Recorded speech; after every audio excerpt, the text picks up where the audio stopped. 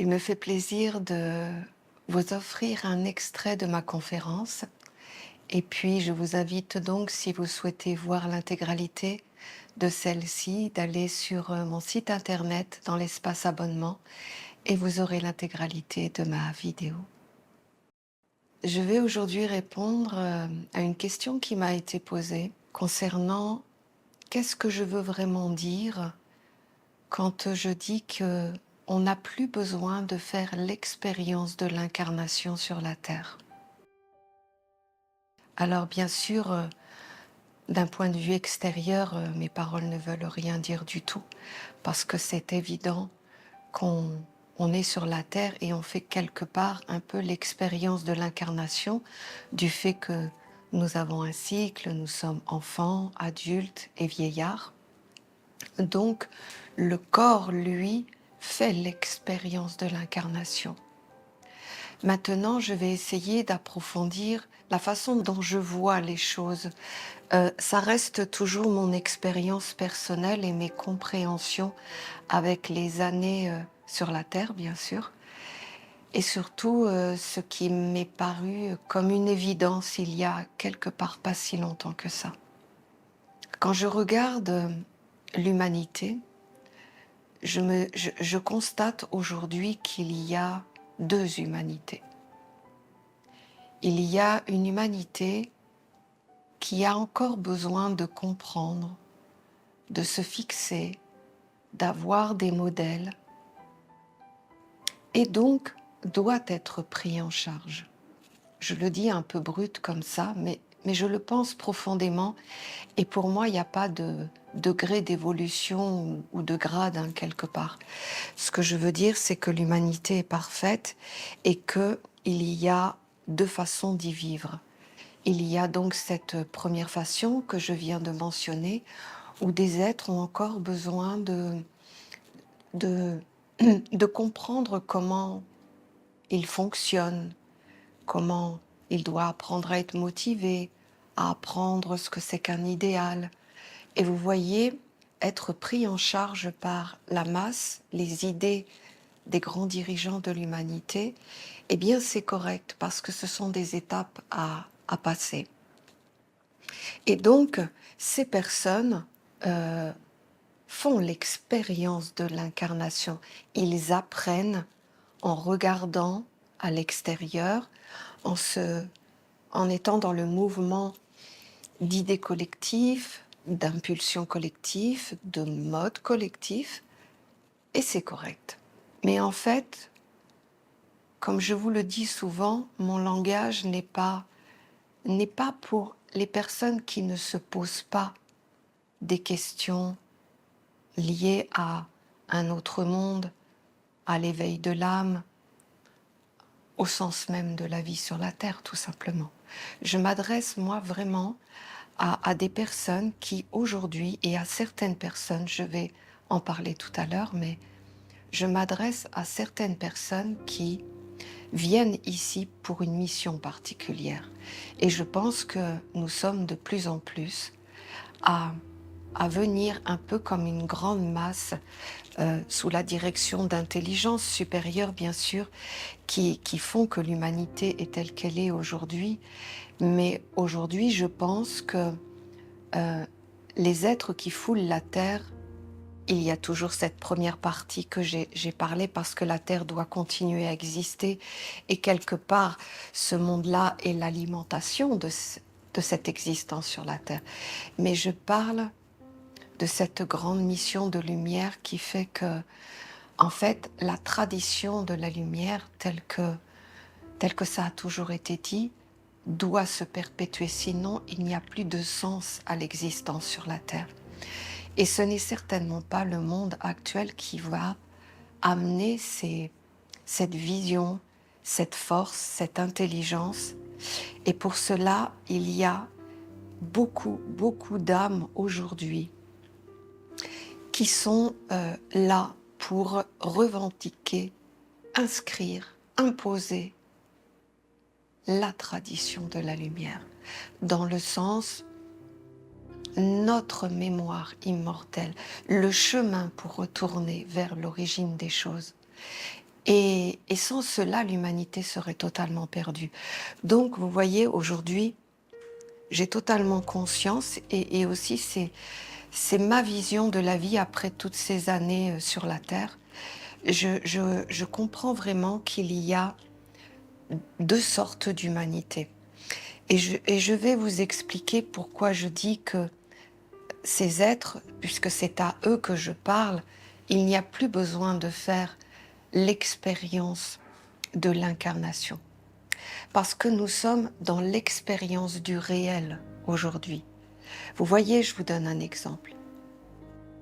Quelqu'un qui va sur un chemin de lumière, quelqu'un qui se dit bon, la Terre, elle est comme ça, correcte, je vois à peu près comment je dois me poser pour ne pas être un esclave de la Terre, parce que le but, ce n'est pas de devenir un mendiant ou de devenir quelqu'un qui n'a plus de repères dans le monde et qui d'ailleurs ne peut pas aller dans le monde.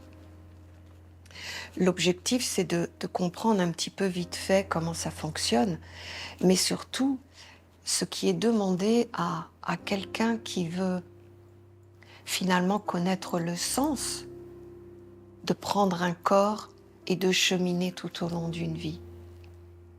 Eh bien, pour cela, il y a une chose fondamentale qui doit apparaître dans ces êtres.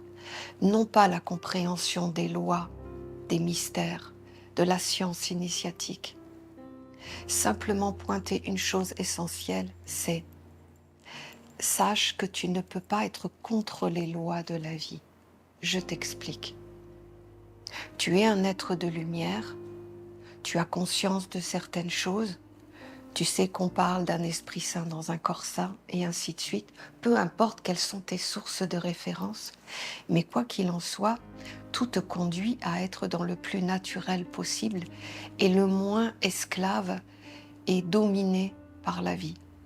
Donc, tu sais que tu dois aller vers un dépouillement de certaines choses qui te rendent esclave, tout simplement, pour retrouver un petit peu ce qui est inné, essentiel, naturel en toi.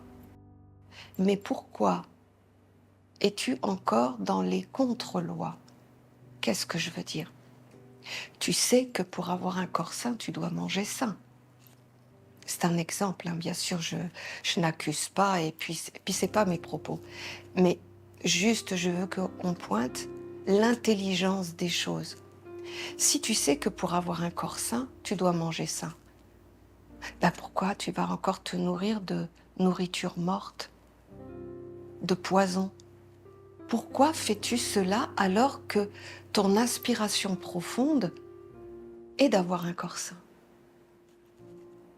Pourquoi es-tu encore dans la haine, la colère, la méchanceté, le mauvais œil, alors que tu sais que quand tu es dans des belles pensées, tu es bien, tu es heureux? Pourquoi fais-tu encore cela? Pourquoi as-tu le complot dans ton cœur, la mauvaise intention, la jalousie, et ainsi de suite?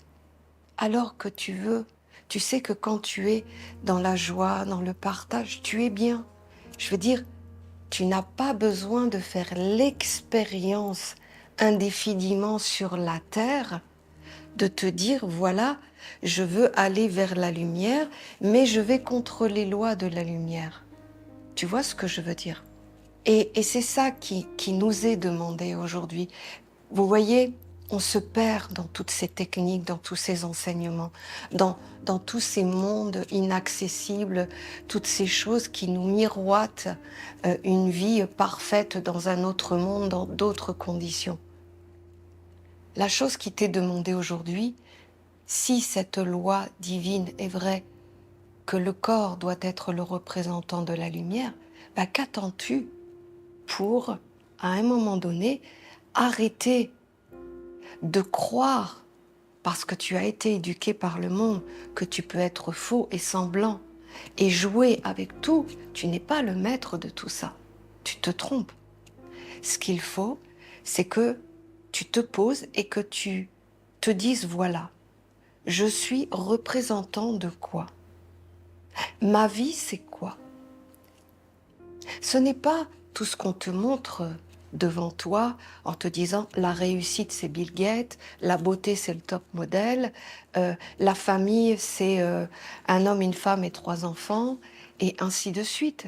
Et le travail c'est tu es au service d'une grosse entreprise et en fin de compte tu as un poste gradé, et c'est pas ça la vie.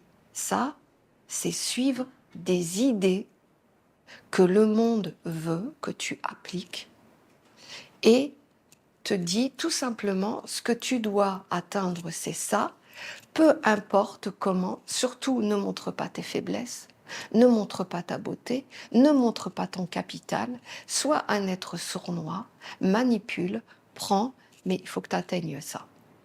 Les enfants de la lumière se disent je comprends que, encore une fois je vais le dire, la vie est sur 4 fondamentaux de la vie. Comme je vous l'ai déjà dit, la famille, la santé, le travail et l'argent.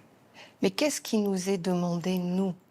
Puisque, par exemple, dans la nation essénienne, nous recevons les commandements, nous avons reçu, à travers une Bible, les commandements, les lois de la vie, qui viennent donc du règne des lois de la vie qui sont les archanges, où on nous explique comment animer notre vie pour qu'en fin de compte, nous donnions réalité à des lois plus grandes de la vie qui font qu'on va être libéré de la matière et ne plus à se torturer la tête, à se dire comment on doit faire pour vivre sur la terre. La réalité, c'est que tout ça, c'est un leurre. Alors je vais dire, il y en a, ils vont me dire, mais Magali, t'es complètement perchée, tu n'es plus dans la réalité de la Terre. Eh bien, c'est justement si, je suis totalement dans la réalité de la Terre. Pourquoi? Par l'expérience d'un chemin initiatique tout au long de ma vie, où j'ai pratiqué, j'ai fait tout ce qui était possible, que ce soit les jeûnes, les disciplines, les retraites, la discipline sur moi, les challenges. Vous voyez, j'ai étudié la méditation, j'ai étudié la Kabbale, j'ai étudié l'astrologie, la numérologie, j'ai étudié beaucoup de choses. J'ai pas étudié dans le vrai sens étudier, j'ai survolé, j'ai pratiqué, j'ai essayé de comprendre. Mais il n'y a qu'une chose qui m'a fait comprendre la vie, c'est qu'à un moment donné, tu t'aperçois que tu te mets à marcher dans la vie avec cette éducation où tu te dis, je dois m'adapter à cette vie pour arriver à ça. Mais en fait, c'est toi. Comment expliquer ça? C'est toi qui décides de ta vie. C'est compliqué parce qu'aujourd'hui, tu dis, je comprends ce que tu dis, Magali. Donc, je vais me concentrer, je vais rester dessus, je vais, voilà, rester concentré sur cette idée jusqu'à temps que ça arrive. Non, parce que c'est un état intérieur de choisir quels sont les outils dans ta vie.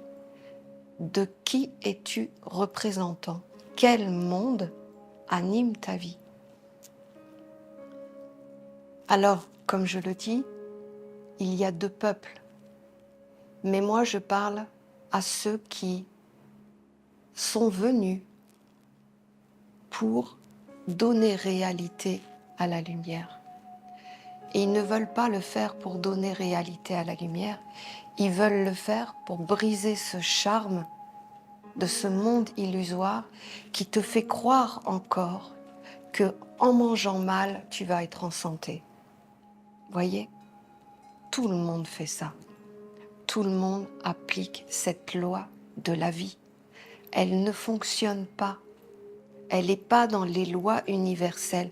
Les lois sont identiques sur la terre comme au ciel. Ce sont les mêmes lois, les mêmes principes de fonctionnement. Ça s'adapte d'une manière différente en fonction de l'humanité dans laquelle tu es, mais les lois restent les lois. Tu manges sainement, tu te permets d'avoir un corps qui respire, qui est bien, qui a son énergie.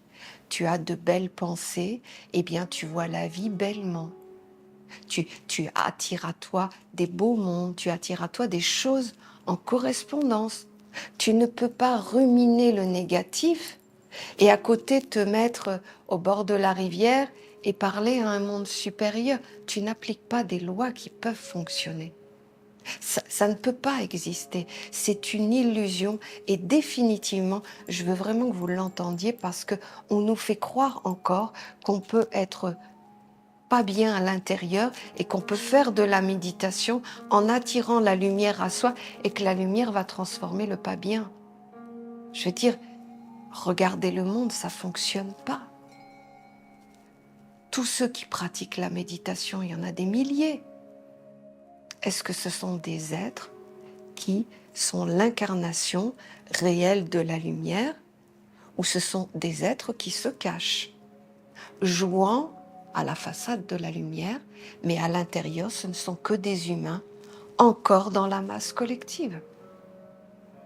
Donc, pourquoi je dis qu'il ne faut plus, on ne vient plus, nous, les enfants de la lumière, faire l'expérience de l'incarnation, parce que nous l'avons déjà vécu. Nous avons tout ça à l'intérieur de nous. Nous connaissons les lois. Mais nous ne devons pas être sous le charme de cette éducation collective qui nous fait croire qu'on ne peut fonctionner que comme ça, c'est-à-dire en jouant avec tout. Non. Aujourd'hui, vous voyez, je vais même vous dire, regardez depuis 50 ans ce qui se passe dans l'humanité. Les mondes, les intelligences du monde matériel voient bien ce qui va se passer, c'est-à-dire ce qui va arriver maintenant. C'est-à-dire que maintenant, ça va être terminé. On va crever l'abcès, on va ouvrir les rideaux et on va dire stop à tout ça. C'est en marche et en mouvement depuis 50 ans.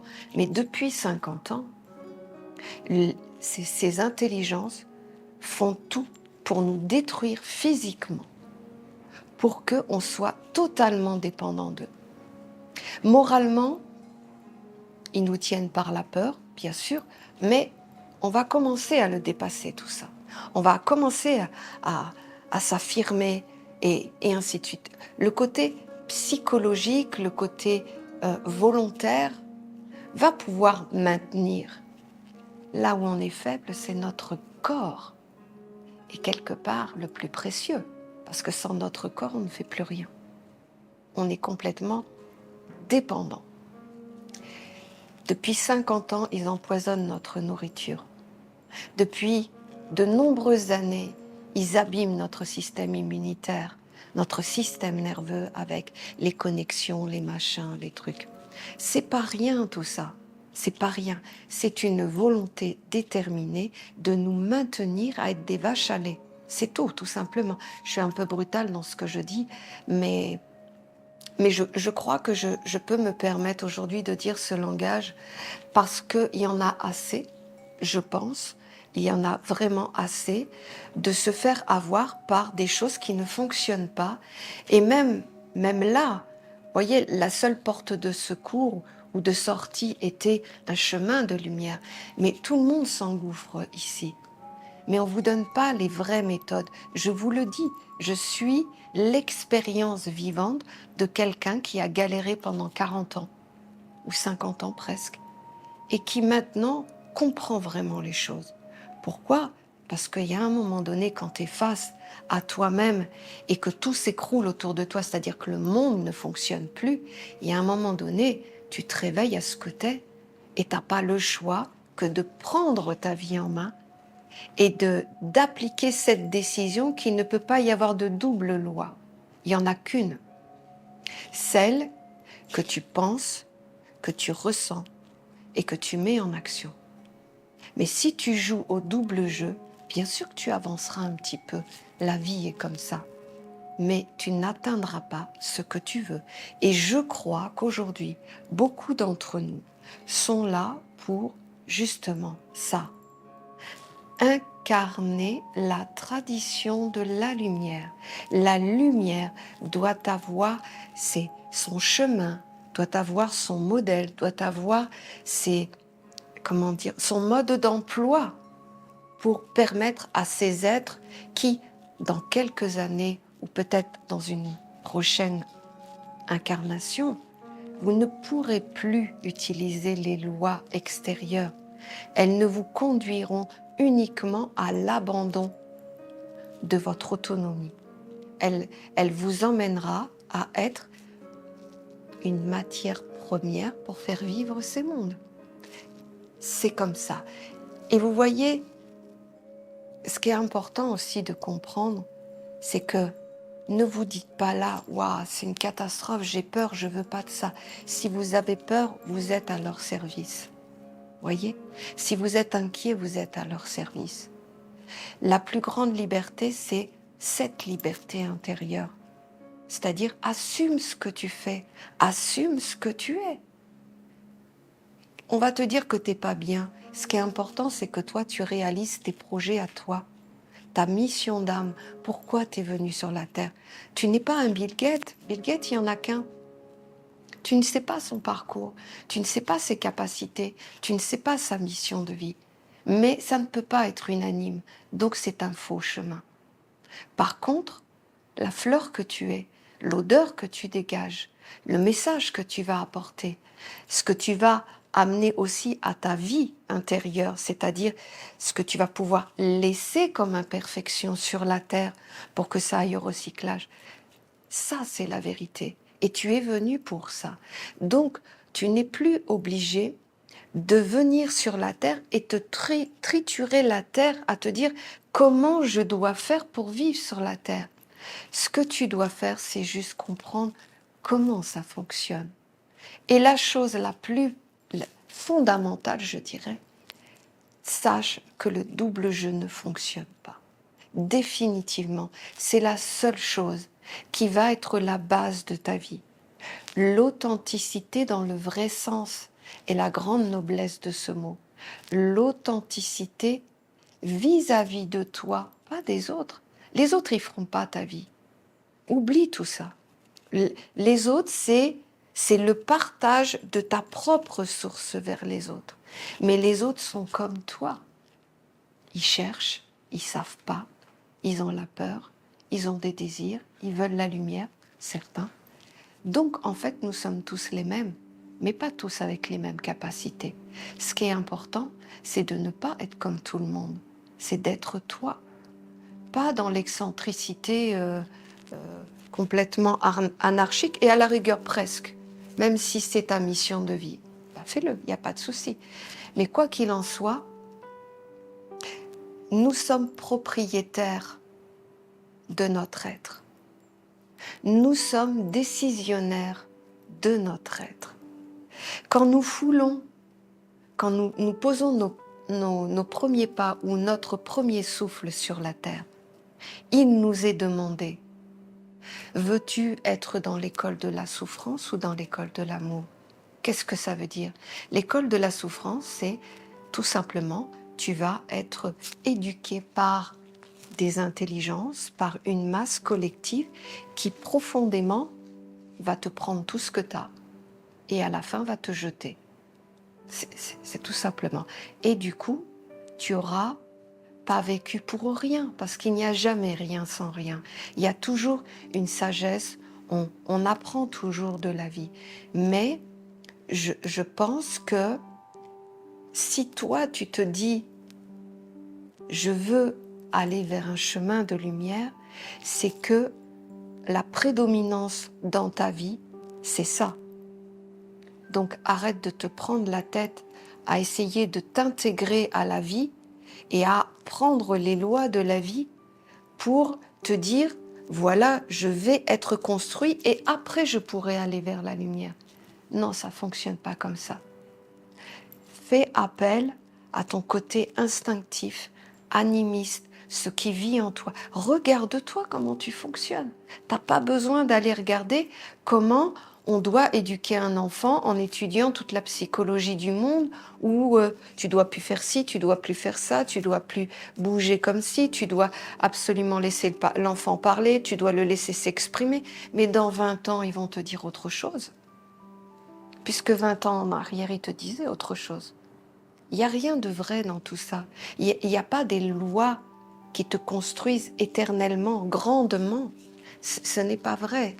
Ces lois sont faites pour tout le temps te concentrer et prendre ton pouvoir créateur pour le donner à ce monde-là. Regardez l'humanité, comment elle fonctionne.